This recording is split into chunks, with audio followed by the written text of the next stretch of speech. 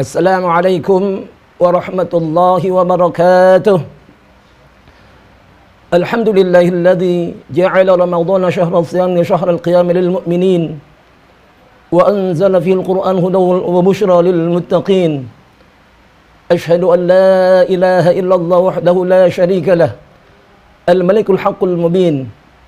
Wa asyhadu anna sayyidana wa nabiyyana Muhammadan abduhu rasuluh as-sadiqul wa'dil amin. Allahumma salli wa sallim wa barik ala sayyidina Muhammad sayyidil anbiya'i wal mursalin wa ala alihi wa ashabi syahidin radhiyallahu ta'ala alaihim ajma'in, amma ba'd. Qala Allah ta'ala fil Qur'anil 'azim wa huwa asdaqul qailin. A'udzu billahi minasy syaithanir rajim. Ya ayyuhalladzina amanu hal adullukum 'ala tijaratin tunjikum min 'adzabin alim. Shadaqallahul azim. Puji syukur sudah sewajibnya kita panjatkan hadirat Allah Subhanahu wa taala. Kita masih diberikan kesempatan untuk melaksanakan ibadah Ramadan dengan harapan mudah-mudahan segala amal ibadah kita diterima oleh Allah Subhanahu wa taala dan dosa-dosa kita diampuni oleh Allah Subhanahu wa taala. Amin ya rabbal alamin. Salawat dan salam mudah-mudahan Allah anugerahkan, Allah limpahkan kepada junjungan kita Nabi besar Muhammad sallallahu alaihi wasallam. Allah Subhanahu wa taala memberikan nikmat kepada makhluknya begitu besar. Secara garis besar nikmat Allah yang anugerahkan kepada makhluknya ada dua. Pertama ada namanya nikmatul ijad. Yang kedua ada namanya nikmatul imdad. Apa yang dimaksud ni'matul ijad? Ni'matul ijad adalah nikmat di mana Allah Subhanahu wa taala menjadikan kita sebagai manusia, sebagai makhluk Allah Subhanahu wa taala. Ya. Banyak makhluk-makhluk Allah yang lain. Contohnya pepohonan, gunung misalnya, ya. Ya. Jin, siapapun mereka selain manusia, maka kita bersyukur kepada Allah Subhanahu wa taala ni'matul ijad kita sebagai makhluk Allah yang bernama manusia. Sebagaimana firman Allah Subhanahu wa taala dalam surah At-Tin, ya. A'udzu billahi minasyaitonir rajim.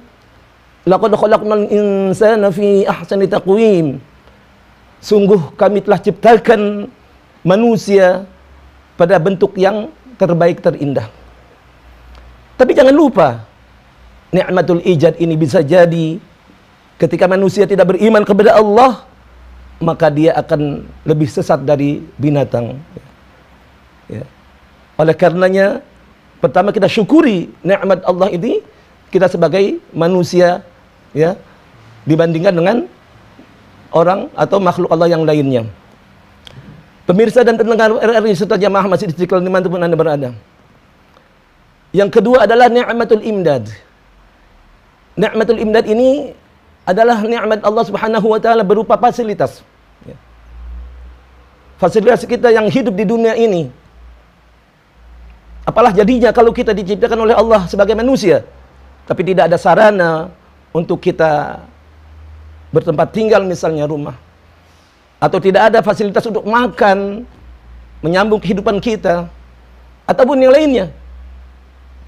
Maka nikmatul ijad ini tidak akan berarti.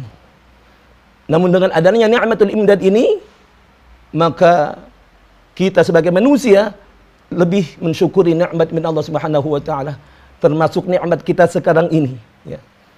Nikmat kita berada di bulan Ramadan, ya. Ya. Berapa banyak mungkin teman-teman kita yang sudah dipanggil oleh Allah Subhanahu wa taala menghadapnya sebelum masuk Ramadan, atau baru saja kemarin atau yang berikutnya. Tapi kita masih diberikan kesempatan hidup oleh Allah Subhanahu wa taala di malam ke-11 ini. Kita tidak tahu berapa detik lagi, berapa menit lagi, berapa jam lagi, berapa hari lagi kita akan kembali kepada Allah Subhanahu wa taala.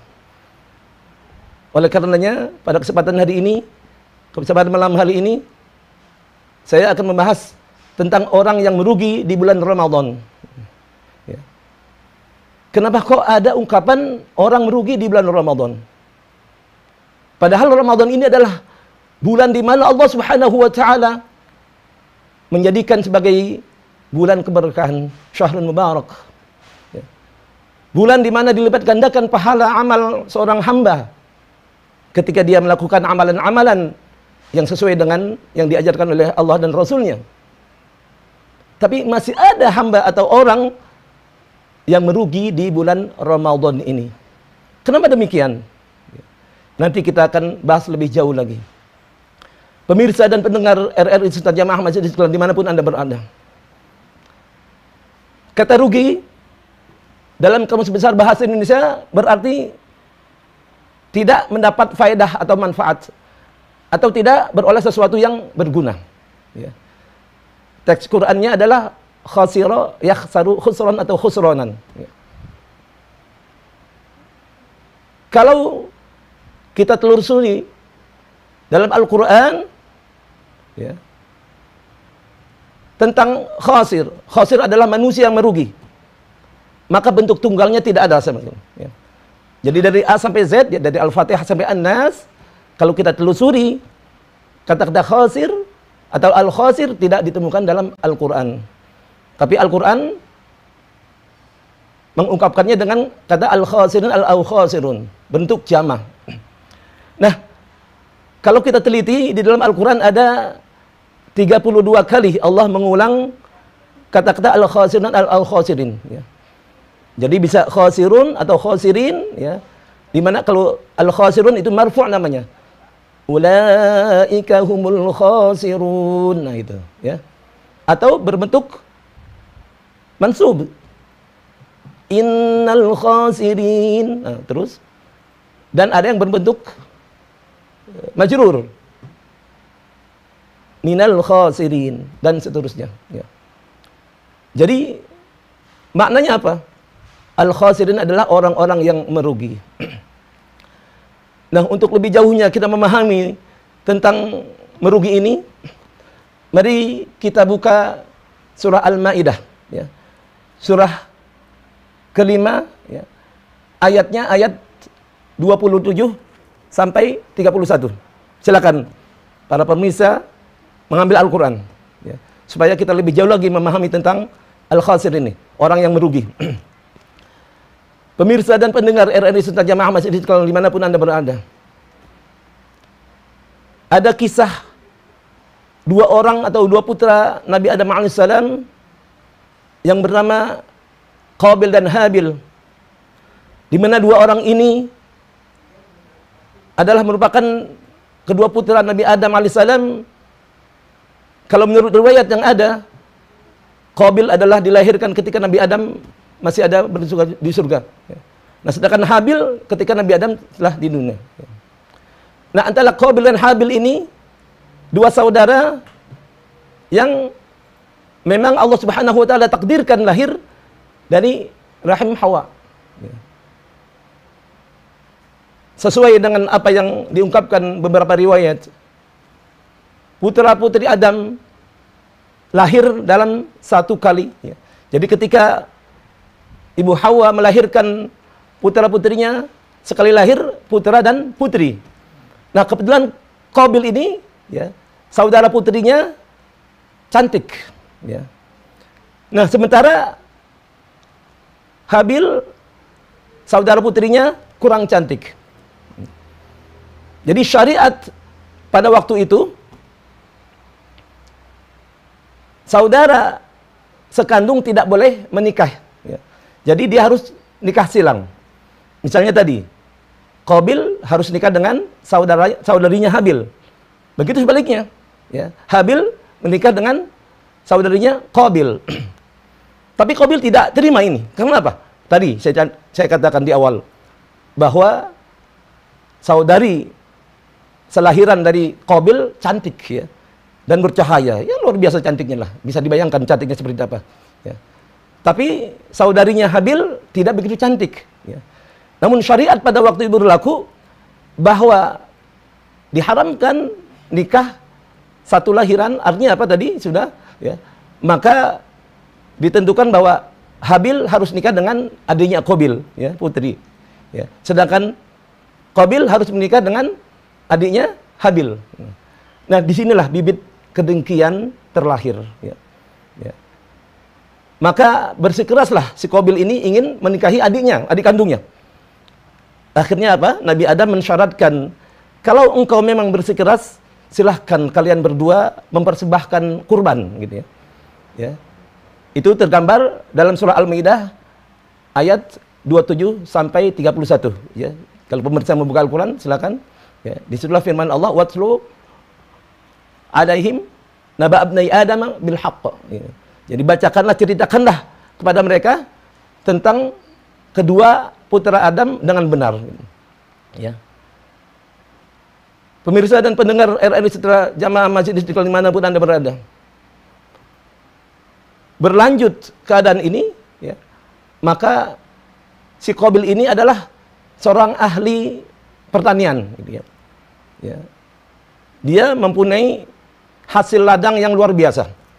Buah-buahan misalnya, bahan pangan, apapun yang ditanam luar biasa hasilnya.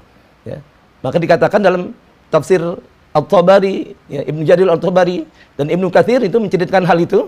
Ya. Jadi keahlian Qabil adalah dia seorang agraris. Ya. Nah, sedangkan Habil dia adalah seorang penggembala. Ya. Ibaratnya penggembala yang sukses, banyak ternaknya, domba-dombanya begitu gemuk. Ya.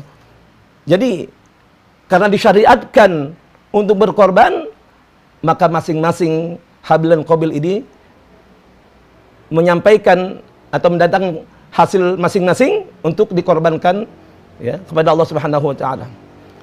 Nah, alamat diterima korban seseorang pada zaman itu adalah terbakarnya oleh api yang jatuh dari langit. Itu loh syariat yang berlaku pada saat itu, gitu ya. Nah, si Habil ini dia memilih hewan yang paling bagus, ya. Contohnya domba yang gemuk lah pokoknya. Kalau sapi ya sapi yang sehat, yang luar biasa, yang super lah. Ya. Nah, sementara Qabil dia menyampaikan atau menaruh untuk korban ini hasil tanamannya yang kurang baik, kurang bagus. Ya. Ini sudah terlihat, ya, antara niat Habil dengan Qabil. Ya. Jadi Habil itu dengan ikhlas dia mengorbankan sesuatu untuk Allah Subhanahu wa taala yang terbaik, namun Qabil apa adanya. Akhirnya bagaimana? Akhirnya singkat cerita, api itu turun dari langit, ya, mengambil pengorbannya si Habil. Ya.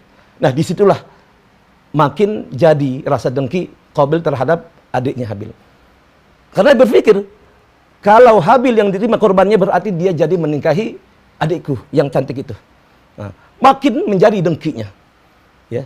Makin ada niat dia untuk membunuh si Habil tadi. Ya. Maka singkat cerita, akhirnya iblis menggoda Qabil untuk memotivasi membunuh saudaranya si Habil tadi. Ya. Itulah kejadian. Maka dalam surah Al-Maidah ayat 30 disebutkan apa? Fatawwa'at lahu nafsuhu qatla akhi faqatalahu fa asbaha minal khasirin. Nah, ini yang akan kita bahas, ya. Jadi karena Qabil mengikuti hawa nafsunya untuk membunuh Habil, maka iblis menggodanya dan menggodanya, gitu. Akhirnya terlaksana juga niat Qabil untuk membunuh Habil. Maka dikatakan oleh ayat tadi, fa asbaha minal khasirin. Jadilah dia orang-orang yang merugi. Nah, bagaimana kelanjutan orang merugi? Maka ditutup ayat 30, ya, begitu ayat 31, maaf. Ya, tadi ayat 30, 31, maka dikatakan ketika melihat adiknya terbunuh, dibiarkan saja, tergeletak. Jadi dia bingung bagaimana cara menguburkan atau apa. Maka diberikan oleh Allah Subhanahu wa taala dalam ayat berikutnya, faba'atallahu ghuraba, ya. Jadi Allah mengirim ghurab, semacam apa? Burung gagak lah, ya. Dia bertengkar dengan temannya yang mati, lalu dicakar-cakar tanah untuk menguburkan. Nah, itulah dia mengikuti apa yang sudah dilakukan oleh burung gagak tadi. Maka di situ dia merasa merugi, dikatakan fa asbaha minan nadimin. Maka jadilah dia orang-orang yang menyesal, ya. Jadi ketika orang merugi, maka dia akan menyesal pasti itu, ya. Pemirsa dan pendengar RRI serta Jamaah Masjid Istiqlal dimanapun Anda berada. Nah, bagaimana kaitannya dengan orang yang merugi di bulan Ramadan ini? Mungkin sebelumnya kita sudah mendengar para mubaligh kita, penceramah kita mengungkapkan hikmah atau keutamaan bulan Ramadan ini. Ya. Di antaranya ada sabda Rasulullah apa? Man shoma Ramadhana imanan wa ihtisaban ghufira lahu ma taqaddama min dhanbihi. Ada sabda Rasul lagi apa? Man qama Ramadhana imanan wa ihtisaban ghufira lahu min dhanbihi. Dan ada juga sabda Rasul apa? Man qama Lailatul Qadr ghufira lahu ma qaddama min dhanbihi. Ya. Jadi orang yang berpuasa man shoma Ramadan imanan wa ihtisaban. Jadi syaratnya imanan wa ihtisaban. Dia beriman dan yakin dengan pahala yang diberikan oleh Allah Subhanahu wa taala, maka puasa ini akan menyebabkan diampuni dosanya selama 1 tahun gitu. Begitu juga dia melaksanakan ibadah tarawih atau ibadah lainnya, salat malam, salat tahajud, apapun yang dilakukan ibadah, maka itu akan dilipat gandakan. Maka sebetulnya kalau secara logika ya, alangkah luar biasanya orang yang merugi. Ya. Kenapa kok orang merugi di bulan Ramadan ini? Gitu. Mari kita lebih perdalam lagi. Ada sabda Rasulullah SAW yang diriwayatkan oleh Abi Hurairah radhiyallahu anhu.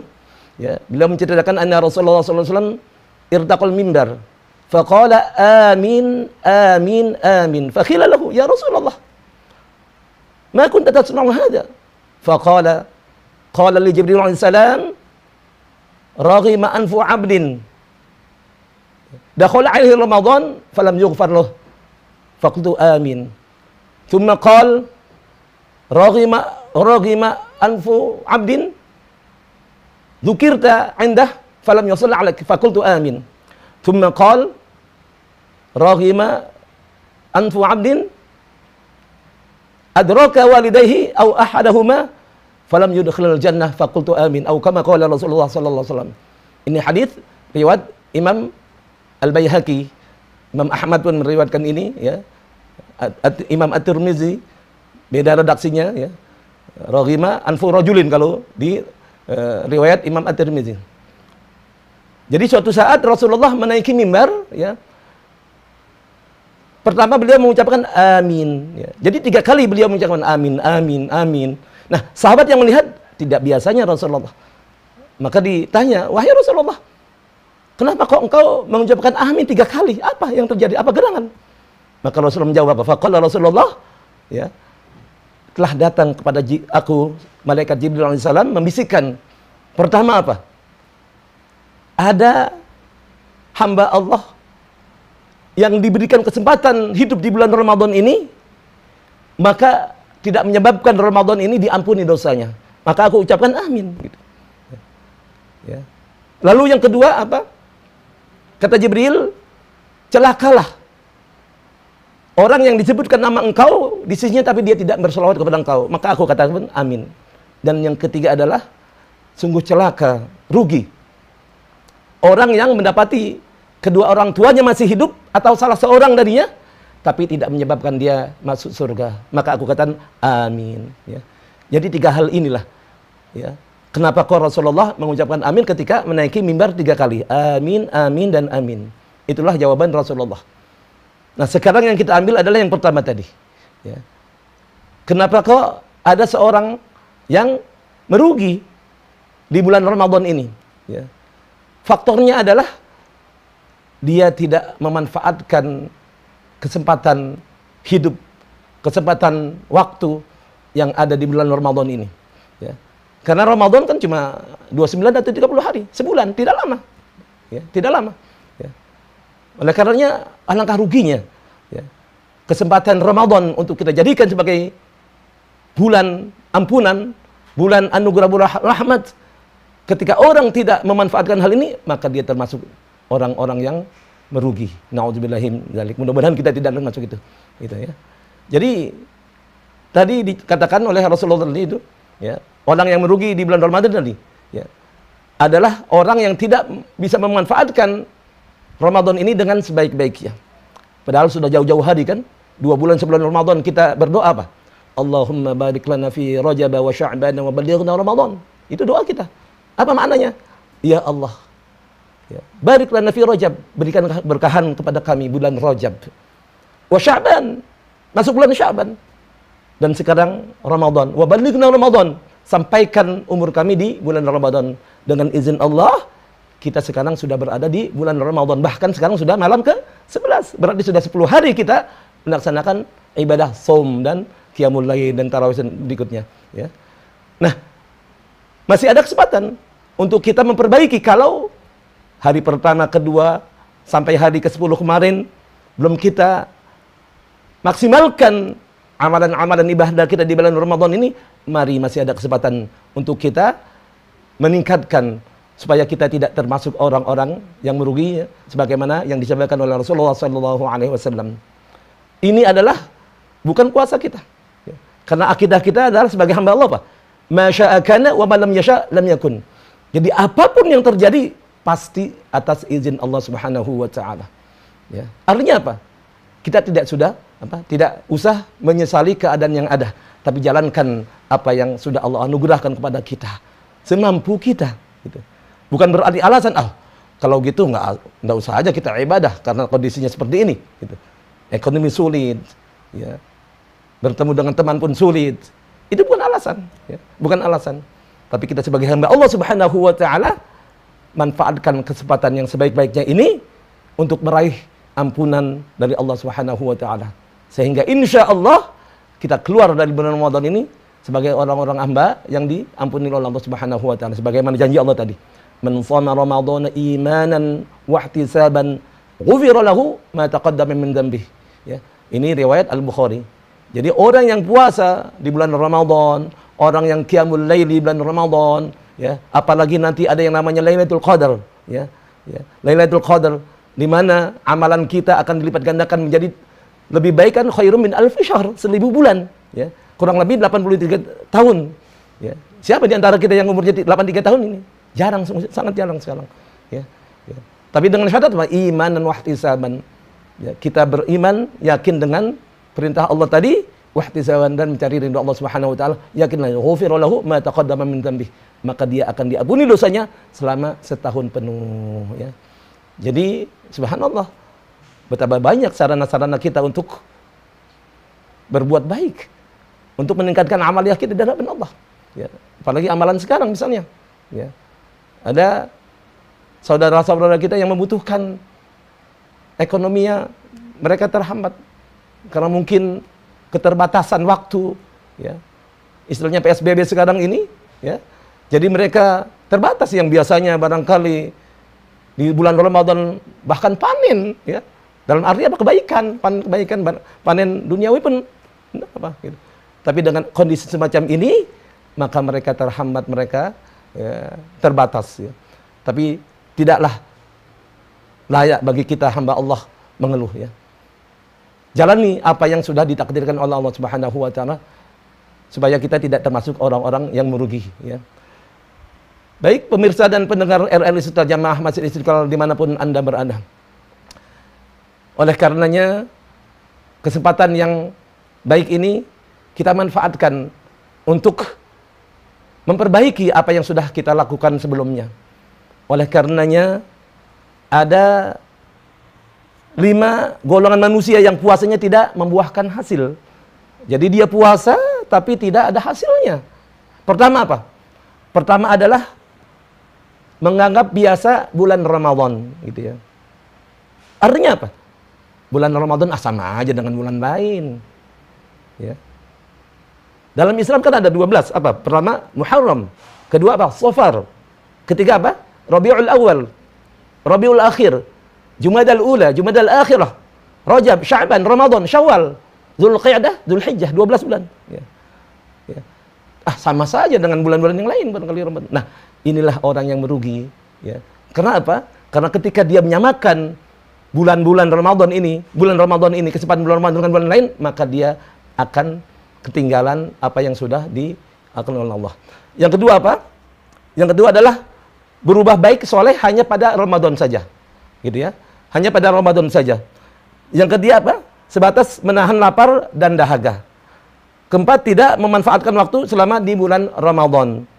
5, tetap berbuat maksiat, kedudukan kepada Allah dan Rasulnya. Inilah golongan terburuk gitu. Ya. Jadi tadi golongan kedua berbuat baik soleh hanya pada bulan Ramadan saja, gitu ya. Alangkah indahnya kalau amalan-amalan yang kita lakukan di Ramadan ini setelah Ramadan berlalu kita tingkatkan. Makanya Ramadan Syawal setelahnya. Ya. Jangan hanya Ramadan saja. Ya. Lalu yang tadi ketiga sebatas menahan lapar dan dahaga saja, gitu ya. Jadi kalau orang puasa cuma nahan lapar haus saja, tidak ada gunanya. Ada sabda Rasulullah yang populer barangkali, ya, man lam yada' qaula zur wal amal bih falaysa lillahi lahu hajjah ayyada'a ta'amahu wa syarabah. Jadi ketika orang puasanya hanya meninggalkan makan dan haus saja, ya, tapi dia hal-hal yang lain, tetap berdusta dia, tetap berbuat yang dilarang oleh Allah, maka sia-sialah dia menahan lapar dan hausnya saja. Oleh karenanya, mudah-mudahan kita tidak termasuk orang-orang yang merugi di bulan Ramadan ini. Bagaimana caranya? Caranya adalah kita manfaatkan dengan sebaik-baiknya waktu yang ada. Dari detik, per menit, per jam, per hari. Masih ada kesempatan kita untuk meningkatkan amaliyah kita yang akan kita bawa menuju Allah Subhanahu wa Ta'ala. Oleh karenanya, ya, untuk mengingatkan kita, ya, ada pepatah Arab yang mengatakan apa? Tarjun najata walan tafsuluk masalikaha inna safinata la tajid 'ala al-yabas.